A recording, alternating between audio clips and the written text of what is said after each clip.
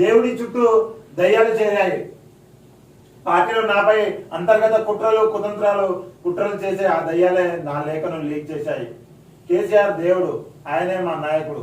నాన్నకు లేఖ వెనుక వ్యక్తిగత ఎజెండా లేదు, రాసింది నేనే. తరచూ ఫీడ్బ్యాక్ ఇస్తుంటా. పార్టీలో అన్ని స్థాయిల వారు అనుకుంటున్న విషయాలనే నేను ఆ లేఖలో ప్రస్తావించాను. నా లేఖే బయటపడితే ఇక ఇతరుల పరిస్థితి ఏంటి? లోపాలపై చర్చించాలి, కోవట్టుని తప్పించాలి. అప్పుడే పార్టీ 10 కాలాల పాటు చల్లగా ఉంటుంది. అమెరికా నుంచి తిరిగి వచ్చిన కవిత వ్యాఖ్యలు చేశారు. ఆమె చెప్పిన దయ్యాలు ఎవరు అంటూ విస్తృత చర్చ. అసలు కేసీఆర్ కు లేఖ రాయాల్సిన అవసరం కవితకి ఎందుకు వచ్చింది అంటే, తండ్రి కూతుళ్ళ మధ్య ఎంత దూరం పెరిగిందా? లేఖలు రాసేంత దూరం పెరిగిందా?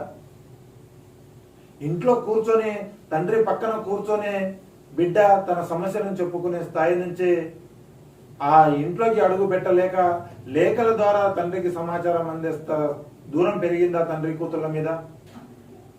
మరి తండ్రి కూతుళ్లను ఇంత దూరం చేస్తున్న ఆ నాయకుడు ఎవరు? మరి కూతురే లేఖ రాస్తే మరి ఆ లేఖను బహిర్గతం చేసిన మరి కోవట్ ఎవరు? ఈ విధంగా ఎన్నో అనుమానాలు, ప్రశ్నలు లేవనెత్తుతున్నాయి.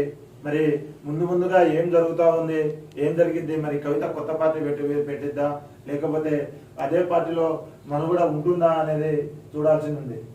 ఇక ముందుంది ముసలం. బీఆర్ఎస్ లో కవిత కలకలం, పార్టీలో లుకలుకలు బహిర్గతం. కేసీఆర్ చుట్టూ దయ్యాలు ఎవరు? కవిత లేక ఎక్కడికి దారి తీస్తుంది? ధిక్కారాన్ని కేసీఆర్ సహిస్తారా? కూతురే ప్రశ్నించడంపై ఆందోళన, అసమ్మతి గలం వినిపించిన నేతలను బయటికి పంపించిన చరిత్ర, కాంగ్రెస్ పై వ్యతిరేకత పెంచామన్న జోస్ ఆవిరి, కవిత కొత్త పార్టీ పెడతారన్న ప్రచారం. ఇక నేడు కేసీఆర్ వద్దకు కవిత లేఖ బహిర్గతంపై మాట్లాడే ఛాన్స్ ఉందని చెప్పేసి తెలుస్తా ఉంది.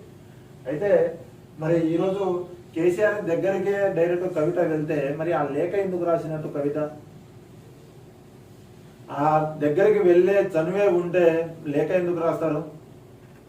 నేను కోణంలో మనం ఆలోచించాల్సిన అవసరం ఎంతైనా ఉంది. మరి మనం గత 10 సంవత్సరాల బీఆర్ఎస్ పాలన, కేసీఆర్ సీఎంగా ఉన్నప్పుడు పాలన చూసాం.